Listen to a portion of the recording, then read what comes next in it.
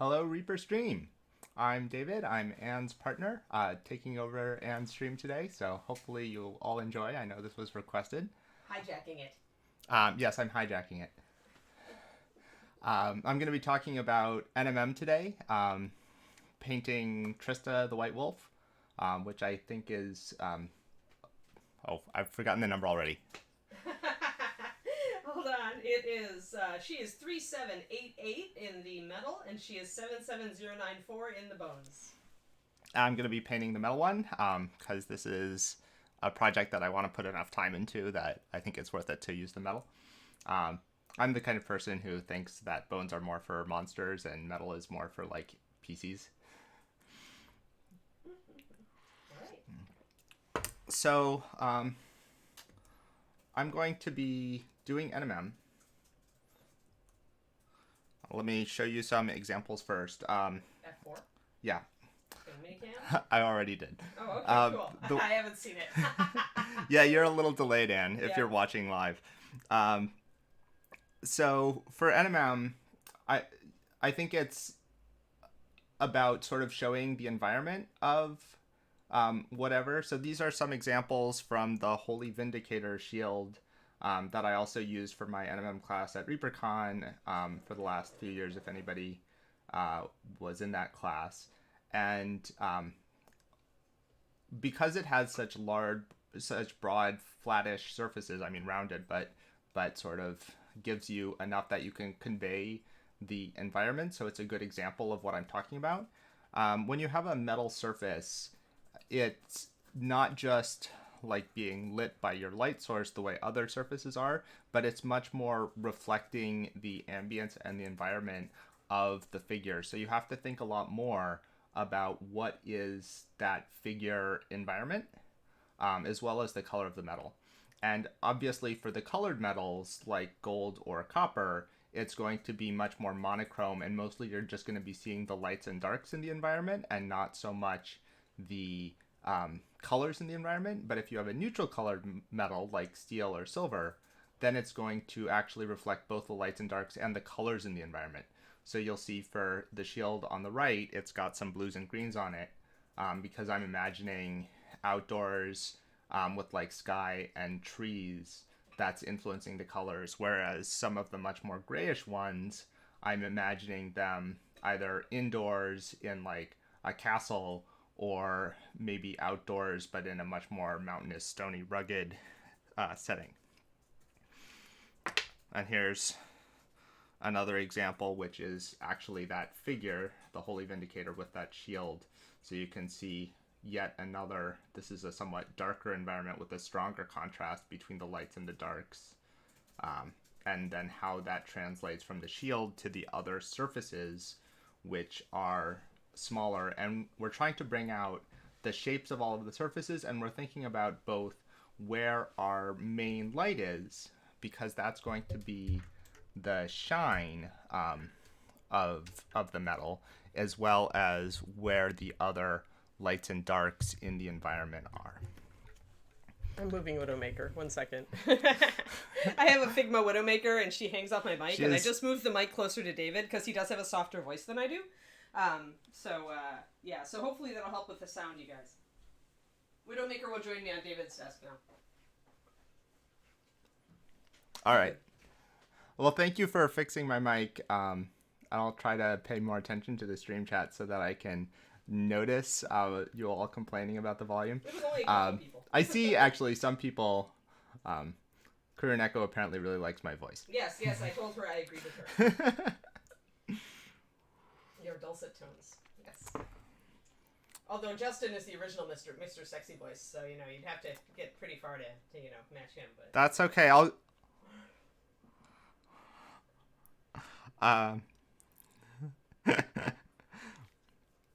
So this is another example which has more a combo of metal surfaces and other surfaces.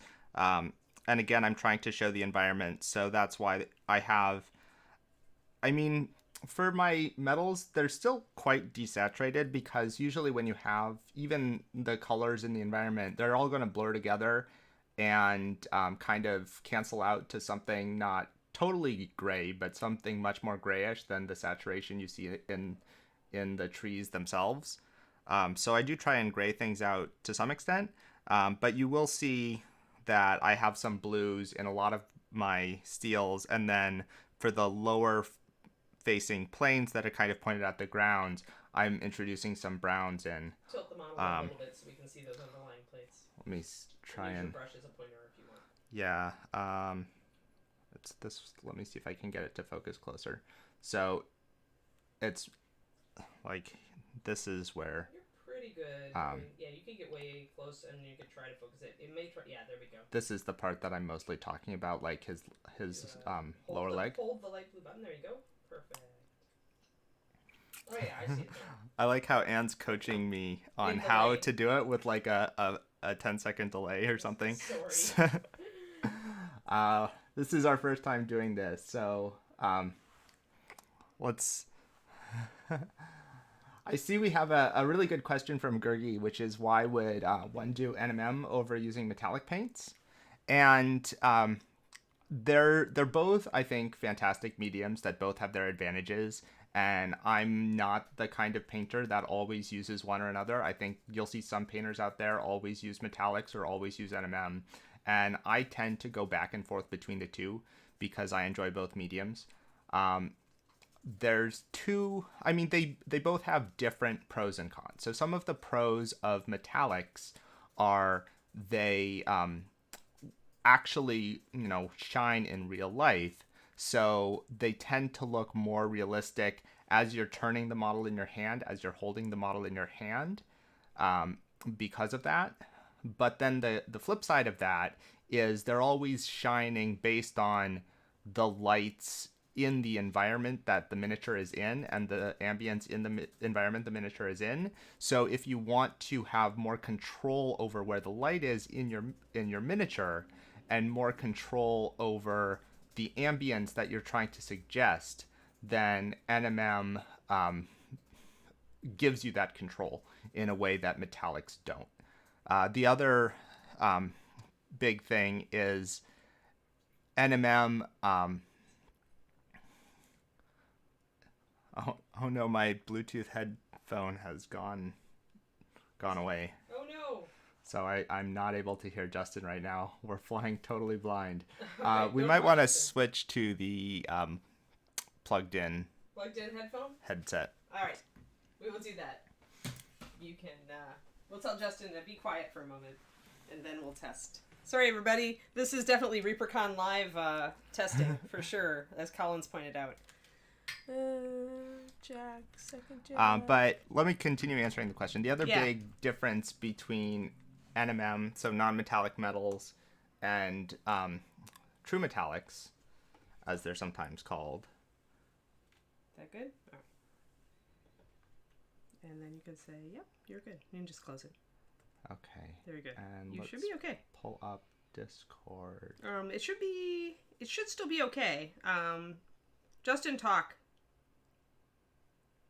I can't hear Justin. All right, so we're gonna need sound inputs. No, don't disconnect. We just need to do settings. Sorry, guys. Let's see, where is it? I think it's user settings. Do you see sound? Let me try something actually. How do we get out of here? What is? Oh no, that's not what I want. No, it's gonna be in settings. There's voice and video. And output device. You want it to stay on Yeti. You want it to stay on Yeti. That's the input device, but the output device, like they're all speakers. We've screwed it up. We should just maybe if we turn off the Bluetooth. I mean, I think it may be working now. Actually. All right. Is there a save or do I just escape out of here? No, we're fine. Just escape. All right. Maybe Justin's not talking because he's just AFK. There we go. There we are. That's all possible. Right, let's just rock it. We're just going to move without Justin. Yes. Sorry about that distraction from chat, everyone. So the other big difference between NMM and metallics is NMM, I think, gives you the ability to do higher contrast, actually, than metallics. because you can go all the way from pure white to pure black. And I think that tends to work a little bit better on very small scale, like 30 millimeter figures. And then metallics, I think, work a little bit better on larger scale. So the reason I tend to reach for metallics more when I'm going for a larger scale figure, or if the environment is very important and I want to have a lot of control over the environment and the lighting. I tend to go. No, I said that backwards. I tend to go for NMM if it's smaller or I want to have a lot of control over the environment and the lighting. I tend to go for metallics if the figure is larger, or those things are less important. Environment and lighting are less important, and I'm focusing more on like texture and detail or other aspects of the figure. Yeah, so great question. Thank you very much for asking that. So let me actually start talking about my subject for today, which I need to reset focus again. Yep.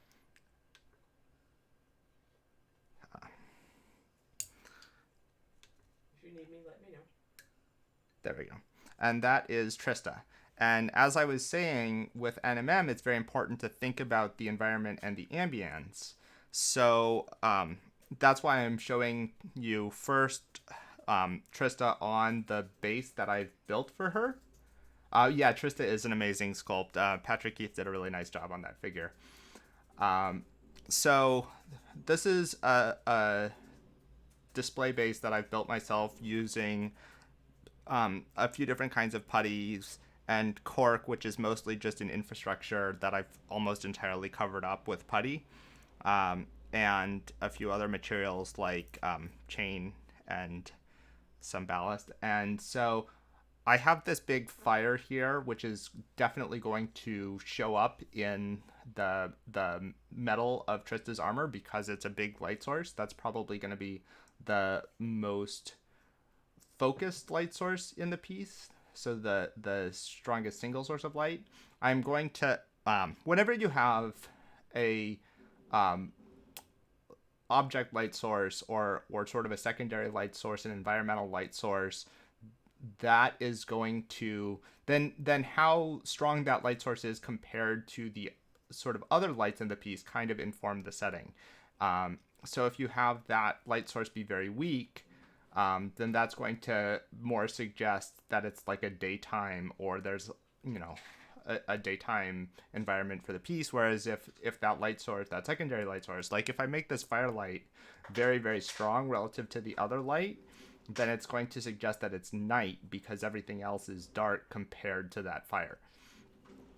During the day, like the fire has nothing on the sun. The sun is just so much brighter that you basically don't even see firelight at all. So that's why you're affecting the relative lights. And I don't want that to be the only light source, because if I have this big setting, this big setting with just this one small light source, then everything else would be, black basically. And I want to have more, I want to be able to sort of paint detail everywhere. So I want to be doing more like a twilight where the fire is in balance with the environmental light. So I'm going to keep in mind when I'm painting her that she's surrounded by a lot of gray stone. I'm thinking like a northern temple. That's sort of the setting I had in mind when I built this. That's kind of built into a cliff. So there's going to be a lot of gray stone all around her. I mean, I could make the stone a different color, but I think I want to have it be more of a gray because there's so much of it. I don't want it distracting too much, so I'll make it gray. And then the orange fire and kind of a bluish twilight. And so those are the colors that I'm going to be putting into the armor as I paint it. All right, so let me remove Trista from this display base and put it onto a nice handle for painting. Nomad wants to know just a clarification on true metallic metals versus, he's asking about shaded metallics, which is just, a form of TMM with more of an NMM shading, correct? And your feels about that. I mean, I tend to think that true metallics basically means shaded metallics because you're always going to want at least some highlighting and shading, even if you're doing metallics, I think it's very rare that you want just the metallic flake. I mean, at least for me personally, I always like to have more contrast than that in my figures, so I'm always going to do shaded metallics if I'm using metallics.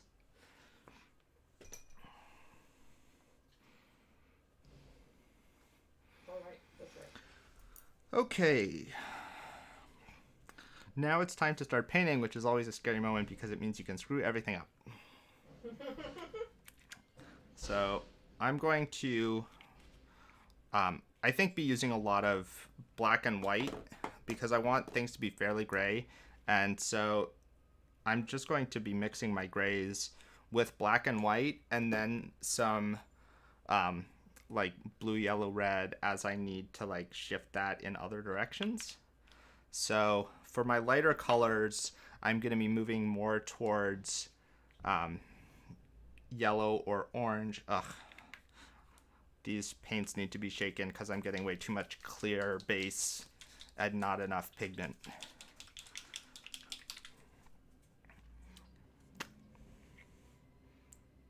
There we go. That's much better. Are you using pure black and pure white? Yeah, so I'm using pure black and pure white because all of the, like, I don't need another color in my grayscales because I'm going to introduce that with the saturated clears. And so I'm using the black and white to kind of adjust the lightness and darkness as I see fit. And then I'm going to use the primary or near primaries because the blue I'm using is a much colder blue. It's not a good primary blue, but it'll be fine for what I'm doing because I want a colder blue in the ambient in order to adjust that. And I'm going to be doing more yellows in the lighter colors, yellows and maybe a little orange, although that's, I probably don't want to go too orange. And then more blues in sort of the secondary light source. Secondary light source being the ambient light source? Yes. I mean the twilight light source. So it's not pure ambient because it's going to be more or less coming from above. Mm-hmm. So I have two light sources. I have the blue light source from above and I have the orange light source from the direction of the fire, which is basically over to this side of Trista. And now that I'm starting to paint, I'm going to need to be careful to be on camera, and this is not something that I have any practice at all. So please bear with me. A little low. You can always check the camera on the computer. That's you kind of get in the habit of checking the camera on the computer. And one of the ways that I paint very differently from Anne is Anne tends to like to stay smooth and build up contrast gradually. Whereas I like to get a lot of contrast right away and then sort of build up smoothness gradually. So we're kind of moving towards the same direction, which is sort of a refined, detailed, contrasted miniature, but we get those qualities in a different order. Seems a little blurry. Yeah. So I'm going to try and adjust the focus again. Come on, Trista. Let's see if this works. So I'm going to go actually several steps up with my orange. And I'm trying to think about where would that firelight reflect. And I'm going to start putting in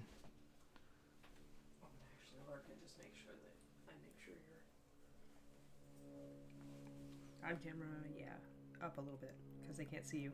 They can't see what you're doing. There you go. I'm going to start putting in those oranges where that firelight would reflect. And I'm trying to think about also the planes.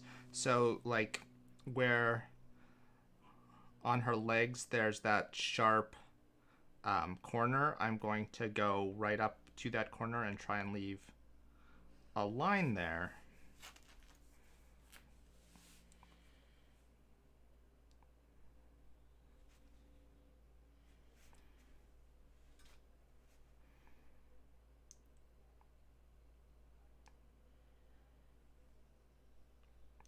And then for the scale mail, I'm going to treat each scale. It's kind of sculpted like a flat diamond, but I'm going to treat it as if it has a... It wants to focus on your palette. I'm going to go... I know it wants to focus on my palette. Yeah. It really... Maybe I should just get the palette out of frame. Sometimes I do that. At this point, you've all seen sort of how I was mixing paint, so... Okay. Move your hand. Let's try refocus. There we go. That's sharp. Rocket. Thank you. You bet. I'm here to help. Hi, everybody. I photobombed you.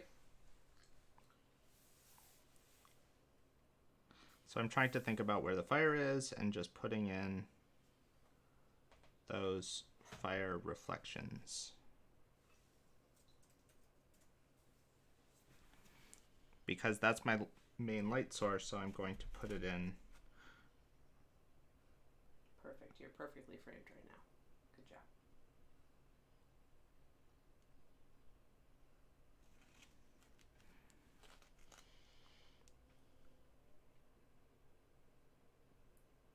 Up a little.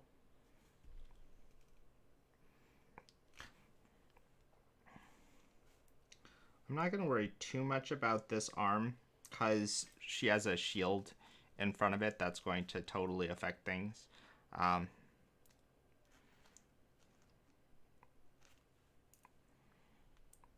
camera. There you go. Just check your...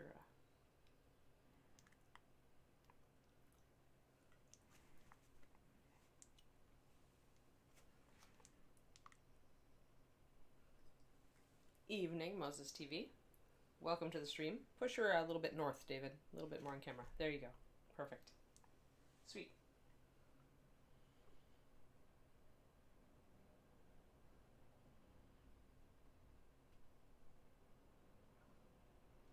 Good, good, Margaret. Excellent.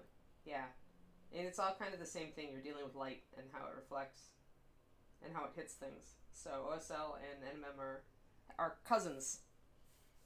Don't you think, David? Yeah, I mean, I'm always thinking about light.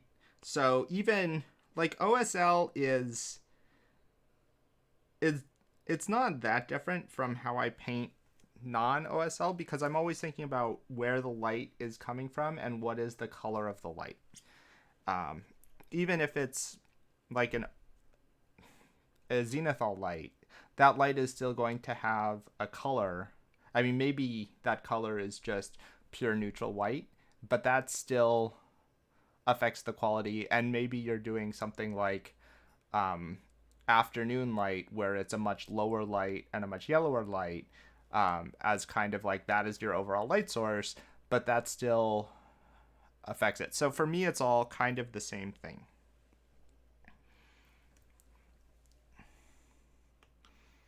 And now that I've sort of done that, I want to...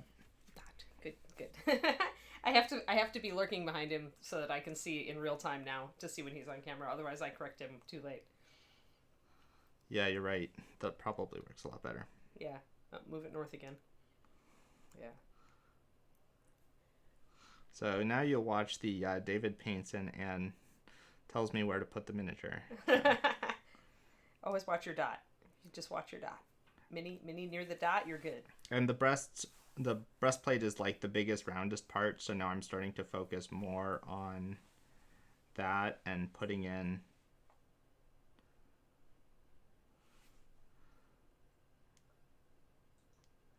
starting to work towards both midtones to kind of smooth things out and also a brighter color to just add more contrast. Planer, I'm not wielding the wooden spoon. I'm being very gentle here. First time on camera, I was terrible off camera also. Moses TV, it's nice to meet you. Yeah, I haven't worked on metal miniatures for a while either because I mostly paint bones for the stream. And this is my my significant other, David, who is painting right today.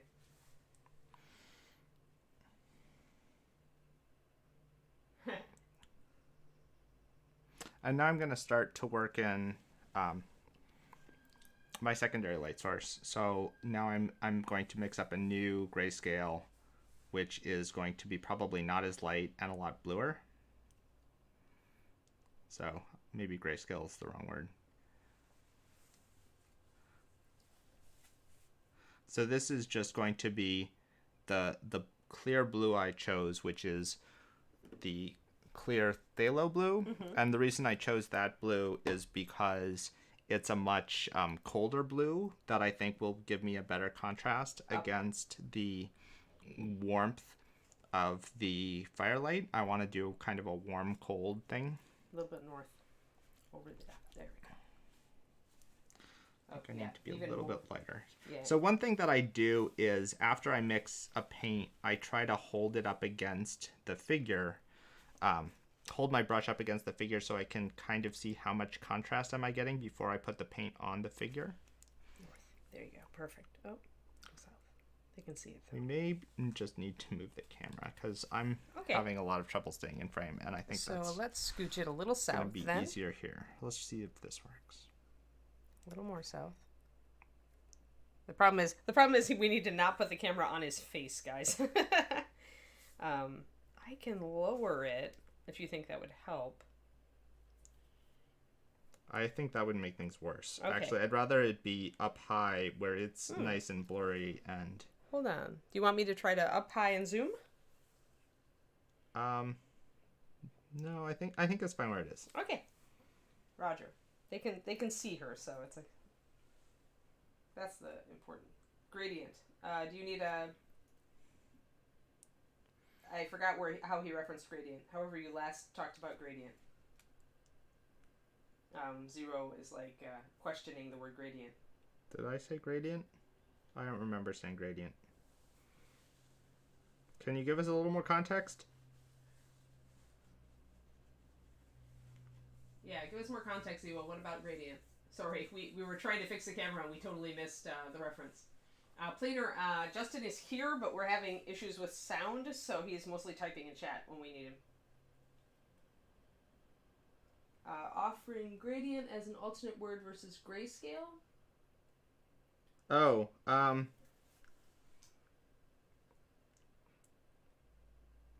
think I was mostly talking about the...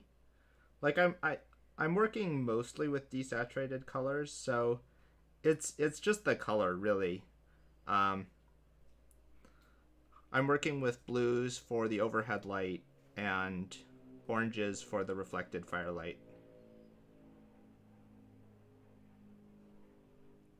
A little bit north, my love. A little bit up. Or away from you. There you go.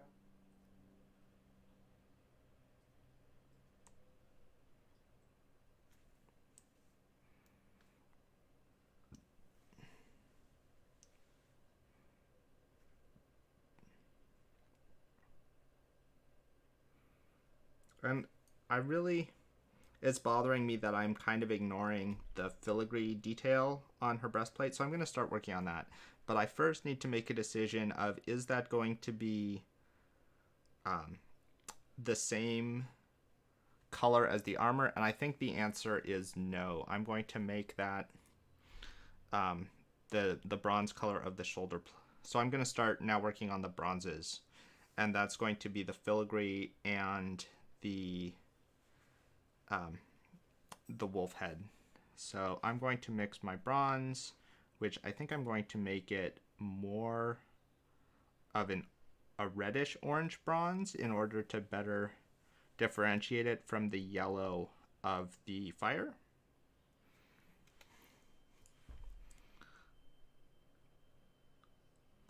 Although that might be too... I might need to desaturate it a bit, actually. Because with my...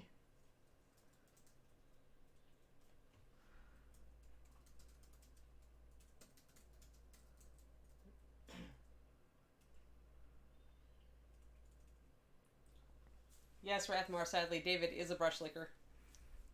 Don't do this at home, kids.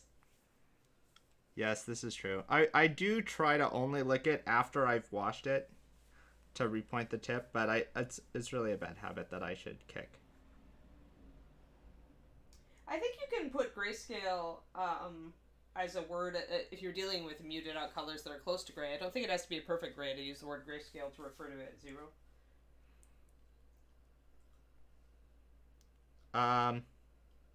Yeah, I don't know if I agree with that. I don't know. No, you think grayscale has to I be a perfect probably gray? should. Like, it's probably confusing when you use it that way, so I probably should not use that term grayscale. But really what I'm thinking of is both the value, so how light to dark my color is, as well as the saturation and the hue. So I always think about color with those three aspects. There's different ways of describing colors, but I think for artists, hue, saturation, and value is really the best way to think about color. And hey, it's time for my plug because remember guys, I put out a PDF on saturation this year and it talks about hue also. So, patreon.com/paintingbig. Haha, I got my plug in. Hey David, you should plug your website. Oh yeah, I should. So if anyone's curious, my website is lightminiatures.com, lightminiatures.com. So just spelled like it sounds. And I have an OSL tutorial there that's very popular. I have some other tutorials. I'm working on an NMM tutorial where I'm going to kind of talk about the same things that are going on in this figure. That's in progress that I will try and finish up.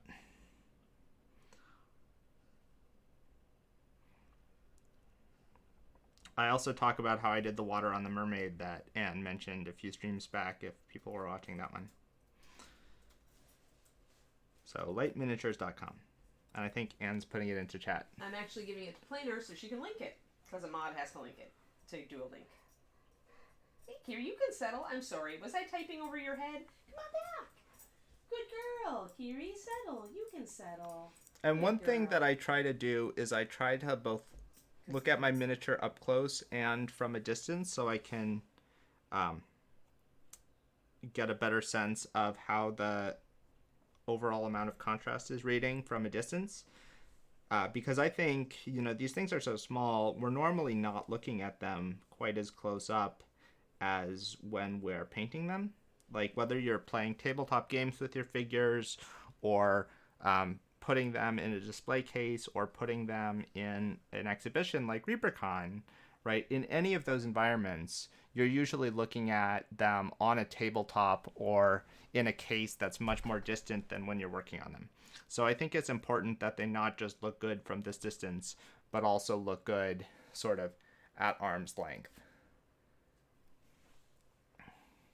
Do you regularly check on that while you're painting? I do regularly check on that while I'm painting. And this one really doesn't have enough contrast. So I'm going to... It's challenging because I have two light sources, but I think one way I can start to put in more contrast is putting in more darks, because I did start with a base coat that gives me both some room to go up and go down.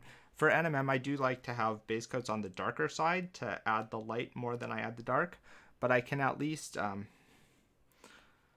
do lining with a darker color, and I think that will help. Margaret says your website is awesome. Or On the Road to Tiamat, who is Margaret, says your website is awesome. Thank you.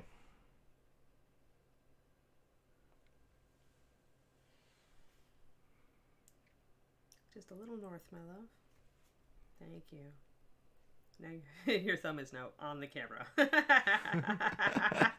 We're trying to fine tune. This is good practice for ReaperCon. It's also one of those things where you have to constantly change the angle in order to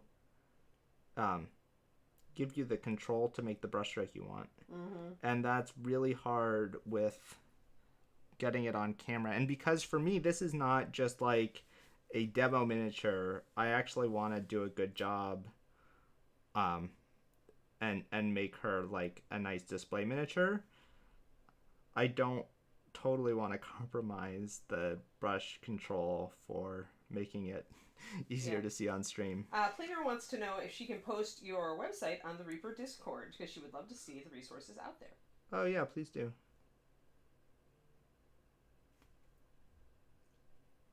And Achilles Blade says, "Damn, that looks great." Did I get the damn right, Achilles Blade? Oh, move a little north, my love. I'm constantly telling him to go north.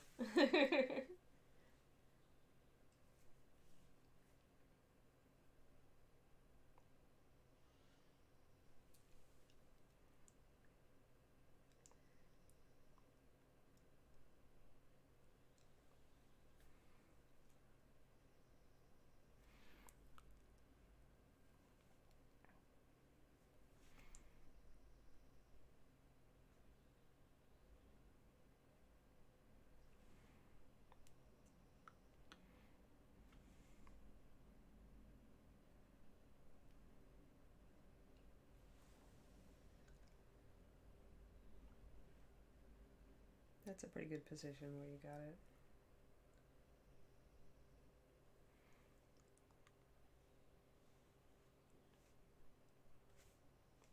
And what size brush are you using, by the way, and what brand?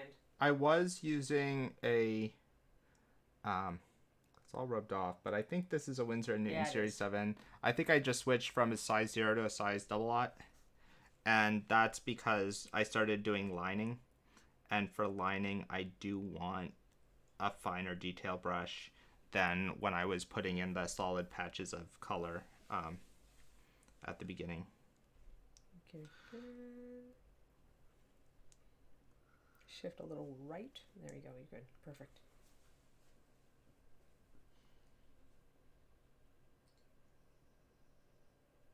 That's true, Gergie. We have to be careful about that. Careful. If you go any farther north, you'll be in Oregon.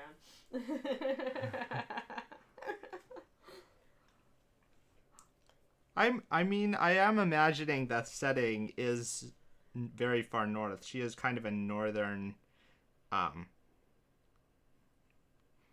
like, very wintry figure already, and that's the setting I've imagined.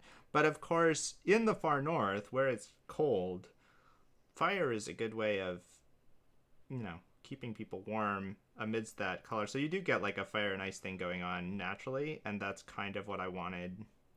One of the inspirations with the ambience. Okay, so somebody commented on your brush grip. Ultra Squid is like, trying to imitate your brush grip, my hand just won't do it. Do you hold pencil that way? It seems to me that there's basically two different ways that people hold their brushes. One is sort of this approach where you're working like this, yep. And I tend to hold my brush much more like this, and this is definitely the majority. People do it this way. This is definitely the minority approach, but it's the one I fell into for whatever reason. So I don't necessarily think I would recommend trying to switch to this. I actually kind of wish I had this approach because I think it's it makes a lot of things easier compared to this approach. But I've just spent so much time painting with this approach that it's hard for me to switch at this point. So Planer asked about brush sizes, which actually I just asked him about. Planer, I think he's using a double aught Winsor & Newton Series 7 right now. Go a little north, Mello? Yeah, I'm working on... And a little east. There you go. Oh, Mocha uses that. Oh, this is not a good color. Oh no! There are no bad colors, David. I need to keep in mind that I have a cold light from above, and that needs to be reflected on the bronze as well as on the silver. So it was... I mean, obviously it's a fine color, but it was not a good color for what I was trying to accomplish, which is that...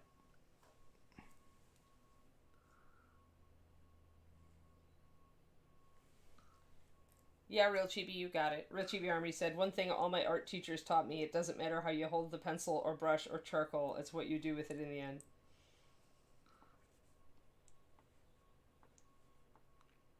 need to make the light somewhat bluer. It needs to both reflect the, bronze color of the material, but also the blue color of the light. And of course, since bronze and blue are complementary colors, that's going to tend to gray everything out, and it's hard to pick a color that does both of those at once, but it's all relative to your surroundings. So if I make it much more orange lower down where it's not reflecting that blue light and where it's darker, and then I make it more grayish, that gray is going to read blue relative to the orange below it.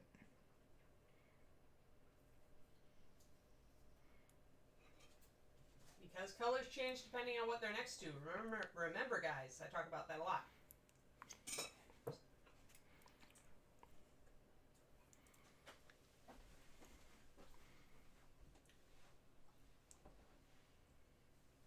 Kiri is terribly confused. She's like, why is Mommy hovering north?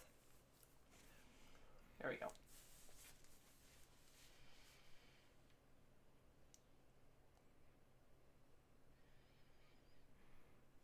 I guess this is why you need the wooden paddle. The wooden spoon. Wooden spoon. Actually, I liked somebody's suggestion that I use tiny spoon.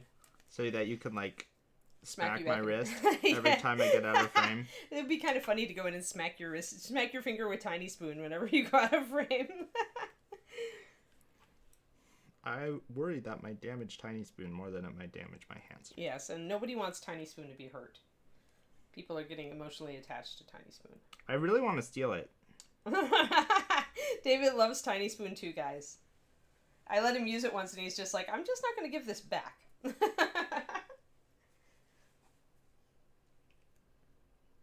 Yes, keep tiny spoons safe, exactly. Very protective of our spoons, yes. I don't know, wooden spoon and tiny spoon, are probably both the best spoons, Chibi Army. Tiny spoon would not dream of supplanting wooden spoon. After all, wooden spoon has an actual emoji and tiny spoon does not. Tiny spoon is adorable, yes. Rhyme, yes, this is first time painting on camera, first time streaming. That's why I'm here to tell him to go north. Every other second. It's all good. I'm not directly photobombing you. I could give you bunny ears, but I'm resisting.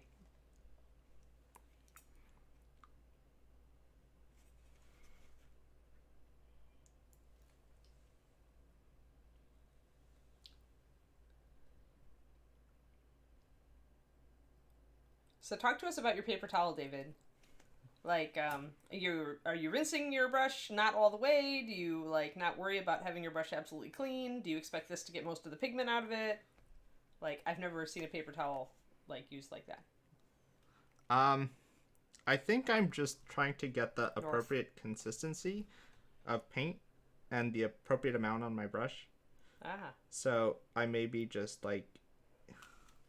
getting a little out on my brush. I actually don't remember when I made these marks. There's definitely a bit of, I guess, one of the things that's happening is when I'm cleaning my brush, I am trying to clean it this way. Okay. So I'm rinsing it, and then Doing that also gets I'll rinse it and I'll tap it to adjust the amount of water. And I guess these are things that I mostly do unconsciously at this point. Yep. Just because I've been painting for we all have those things. So long. Somebody asked, we had a question. So what color would you use for the metal if it was a sunny day and you wanted to catch some of the warm sunlight color? From Margaret, from On the Road to T-Mac. So actually, I think this guy is a good example of that. Where for a sunny day, if it's sunny, then you're going to have a lot of blue from the blue sky. And so I'm putting a lot of blue everywhere in the armor for that reason, because that's the predominant light color that's being reflected in the armor outside on a sunny day is actually the blue of the sky rather than the sun, which is going to feel like a warmer color. But then for the very lightest highlight, which, I've put along here and here, that is where I'm going to introduce a little bit of yellow. So I'm going to basically do white with a little yellow in it for the actual reflection of the sun. And I'll put that against the blue nearby areas of the sky, because of course the sun is in the sky, so its reflection will be in the middle of the sky reflection.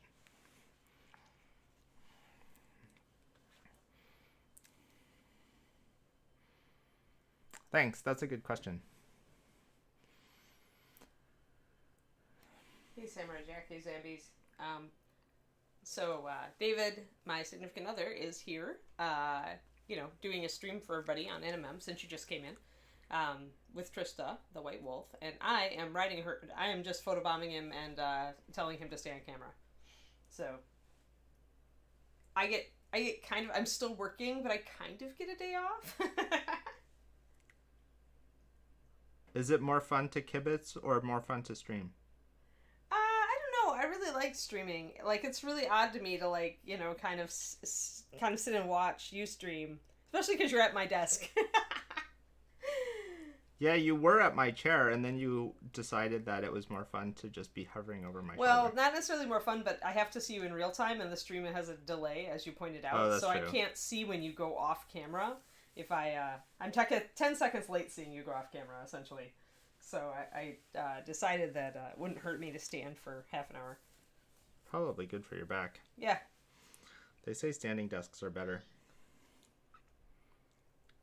We could rig one in the corner. Yeah, we really don't have any room in this room to put more desks. Yeah. North. There you go. Perfect.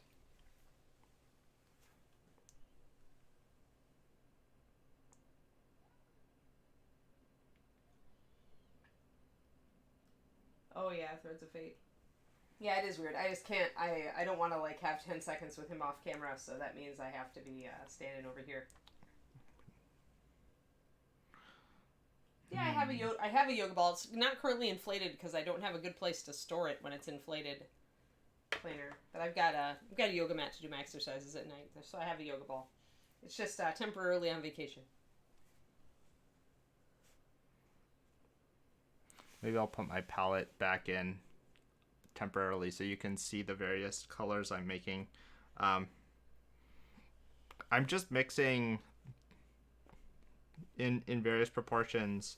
So here I'm trying to do the bronze of the wolf head, but with some of the light reflected from the fire, and so that's going to be fairly saturated because it's an orange light on an orange surface.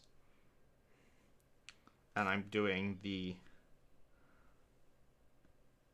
candle light and the red, the clear red, and some white to make it light.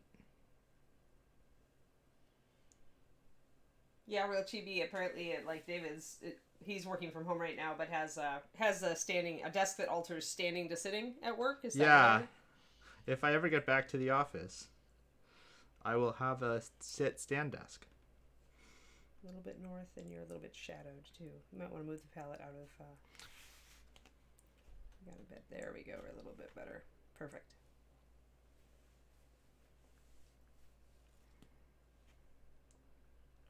Yeah, I know. At this point, we have no idea when any of us get back to the office, right, guys? Except for me, I'm in my office. Kariniko says, David just got the cat seal of approval. They're intently watching this stream on RTB. They probably want to pounce your brush. And one thing I might do to make the bronze... East. There you go. Perfect. To make the bronze and the silver a little bit different is I might do a glaze. Probably not on stream because I won't get... I'd want to make more progress before doing that glaze than I think I'm going to make on stream today. But that's something that I could do to just sort of tweak them to be a bit more dissimilar, because right now I think the color is a little too similar between the bronze um, and the silver, where it's reflecting the orange of the fire.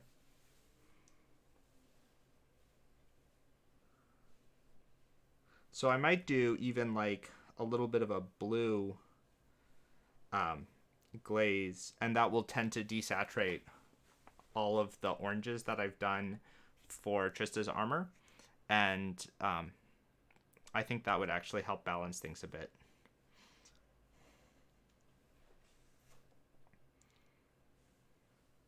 It's actually really the problem on this part of her breastplate where I put in that orange, and I think that was a mistake. So one of the things that you do as you paint, or at least I do as I paint, is I just try stuff and see if it works. And in this case, I think it hasn't worked, so I'm going to gray that out a bit.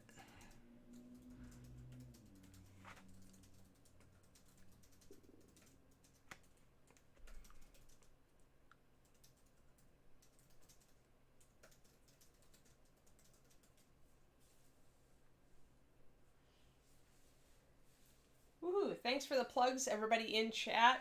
David's website's up there. He has a lot of great resources on there, some great articles about past projects of his. He's working on an NMM tutorial, and then also my Patreon is up there. Thank you, Planer.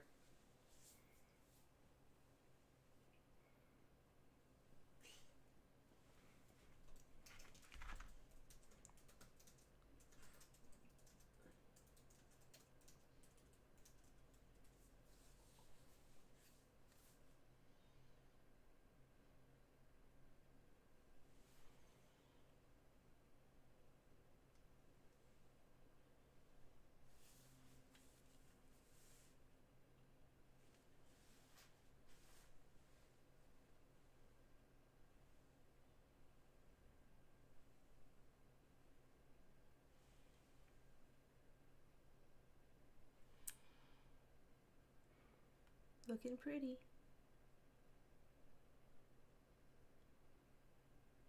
So how much blue do you have in that highlight? I don't know. Fair amount. How do I How do you quantify? I have enough blue to get the color that I have. Yeah, we're trying to get better photos of that mermaid for his website, Real Chibi Army. That's actually my job here, so I probably have to do that this afternoon since I've been putting it off. Yeah, Anne seems to enjoy photography, whereas I consider it more of a chore, so she's kindly volunteered to help me with some photos. Thank you. Yeah, Real Chibi is blown away by your mermaid article. Resin pour. Yeah, that's how we got the awesome water, Real Chibi.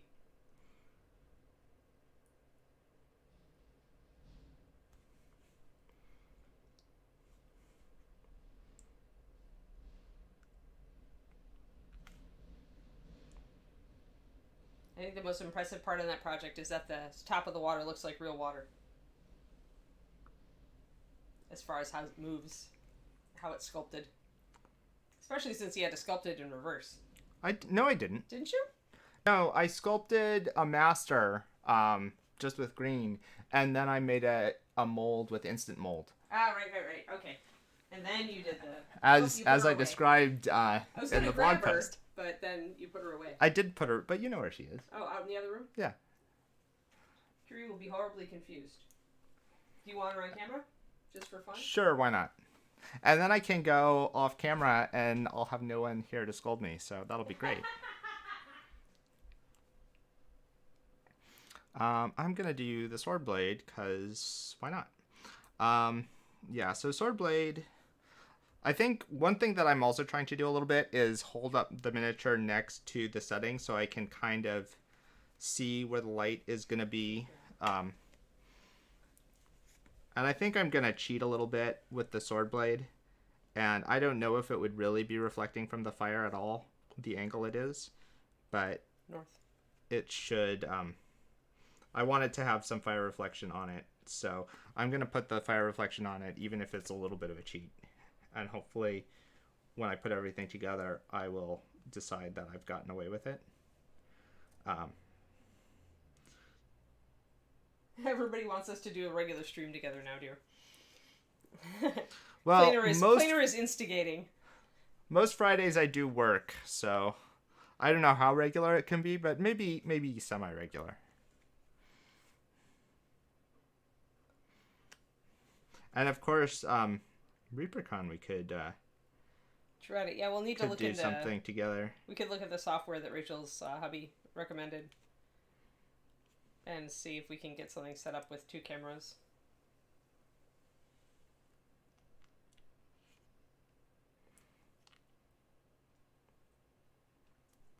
David is a force of chaos, Miss Stimp. Is that what you're saying? Because you're right. Wait, why am I a force of chaos? Your process seems very chaotic. She said. Oh yeah, I mean especially compared to Anne. Yeah, I'm very regimented. Absolutely, I am. Well, and I was talking about that yesterday because I am so regimented because I've been teaching. I love to teach beginners and intermediate painters, so I've put so much time into how to break down my process, and then that seems to have made me actually like embrace even more regimentation in my process because I'm conscious of it. So, I have a mermaid for you if you want to. Okay. Whenever you are at a point where you want to flash her and talk about it. Yeah, this is a good. Yeah, you've been on about an hour. So yeah, we can probably start to zoom up. Wrap. Here, let's zoom up, and there. Now she can get in the limelight a little bit, and we can focus if we need to. Move this away. Sure. And you can move her down. We can also move this up even higher if you want.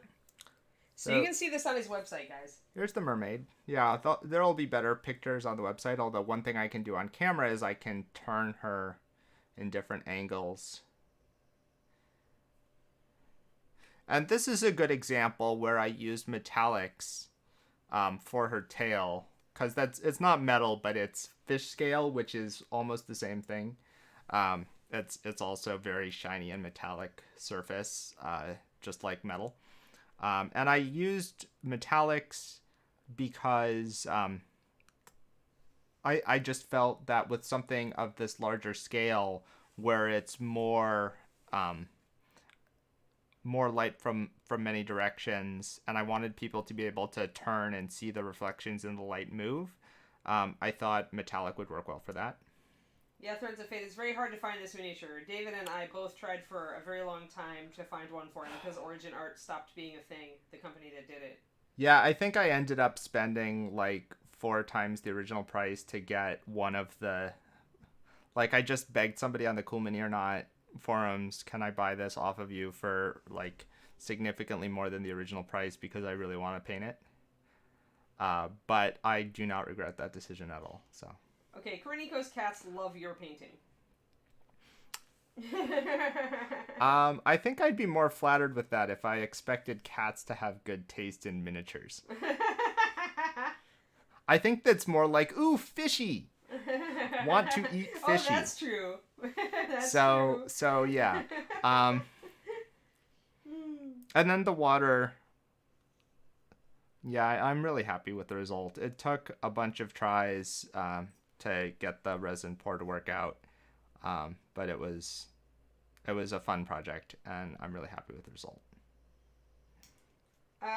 Nomad Zeke, the maker of the mini, is Origin Art, and they kind of went under, but a lot of their pieces have popped up again. Yeah, Black Sun started to produce some of the Origin Art pieces, so we can all hope that the miniature, the mermaid is one of the things that they're going to produce new casts of.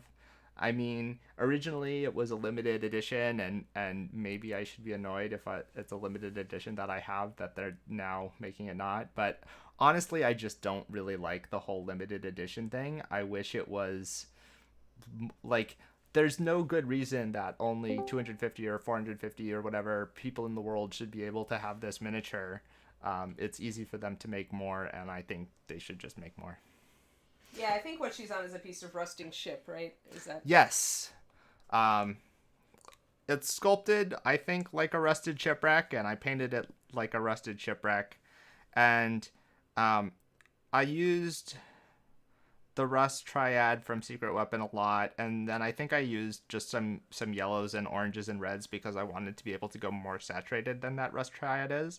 And I also used some grays because I wanted, so over here I'm being less saturated and much more gray, and of course in the shadows I'm much more gray. You can see the shadows. One thing that I really enjoyed in this miniature is painting the little reflections from the surface of the water in the shadows. So it's the kind of thing where you don't really see those reflections in the sunlight areas because they are like the sunlight is too powerful it'll just overpower those reflections. But in the shadows you can see them, and they're called caustics, and it's what happens when light reflects off of a curved surface that it'll kind of gather in certain places, and that's like you see it a lot. I put a lot of them on the back, which probably, like, I don't know if I really buy the physics of that. I think actually, you know, if we have a somewhat low angle of sun like we have, it's kind of like this, it would reflect up in the shadows on the front. I don't know if it would really reflect up on the back, but, you know, I thought I could get away with it, and I wanted to do it. It's another cheat, like the sword. It's like, it's stylism versus realism. It's, you know, it's like when you make a stylistic choice versus a realistic choice. And are we really going to complain about the physics on a, you know, sculpture of a mermaid? Yeah, exactly. I don't know. Mermaid. Yeah. Mermaid. Because mermaid, guys. That's yes. it. That's my story, and I'm sticking to it. Okay, you probably have another 5 to 10 to wrap up. So let's start wrapping it up. You can see how much progress I've made in about an hour, and obviously everything needs to be refined further. But as I said in the beginning, my process is much more about trying to get the contrast and the sort of overall sketch down more quickly, and then refine gradually from there, which is in some ways the reverse of Anne's process, which is much more about sort of building up gradually to keep it refined, but with sort of less information and less contrast at the beginning, and building that up much more gradually. So I try to build up the information and the contrast quickly and then refine things gradually, as opposed to Anne's process, which is more about keeping things refined the entire way and building up that contrast and that information more gradually. Yeah, and it's just a matter of preference. I mean, for me, it's very rewarding to start with something very flat and then slowly bring it up. Yeah, I'm a big believer that process is really important, but that there's a lot of different processes that all produce good results in the end, and it just depends on, you know, different people's working styles and what works for you. Yeah, Justin says he's looking for a raid, so he will let us know when he has a raid ready. So just feel free to ad lib, guys. If you have any questions for David, like, shoot them out now, because Justin's looking for a raid, so you've got a couple of seconds. Yeah, this is a good time for final questions, and I'm gonna put her back on the display base temporarily to see if the light is lining up, because it may be that I need to shift things a little bit to the left or to the right so that things work with her on the base. Show people your pin vise. I've honestly never seen that before. Oh yeah, so I'm painting. Because I have her with this elaborate display base, she's just going to pin into the display base to get her attached. And so I'm just painting her on the pin, and I'm holding her on a pin vise, just like you would hold a drill bit. And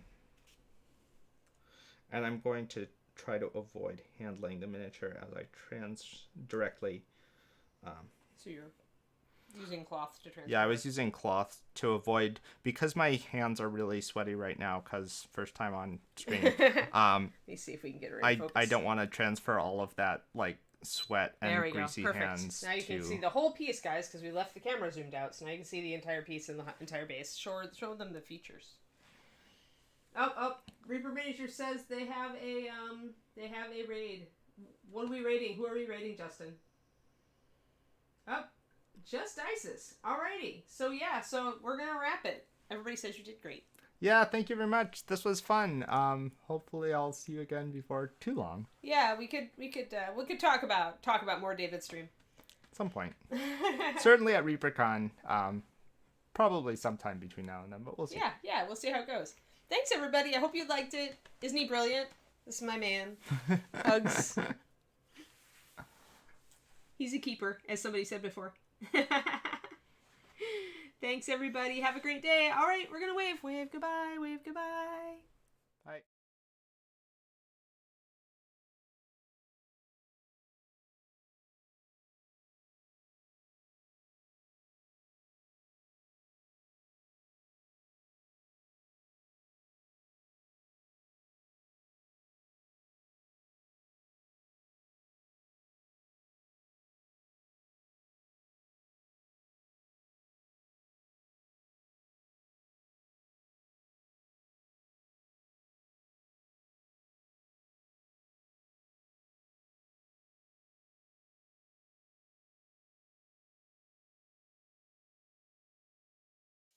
You hear me, Miss Ann? Oh, okay.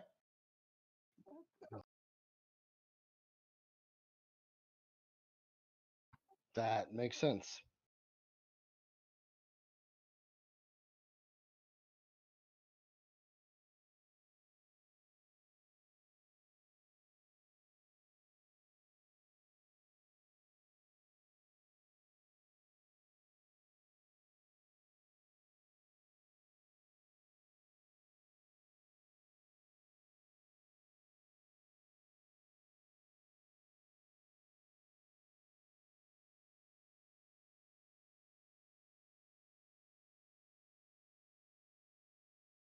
Yeah, I can still hear you.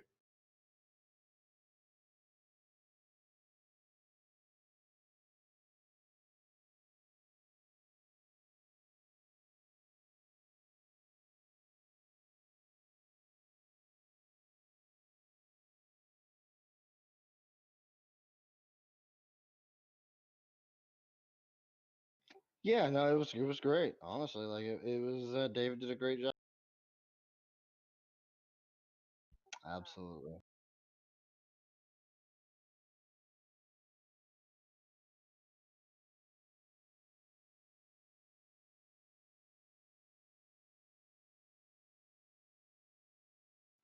Mm, yeah. All right. Well, I'm going to go and stuff food in my mouth real quick as I get. So, real quick update. What my meeting was about today is I have to in the next 2 3 weeks.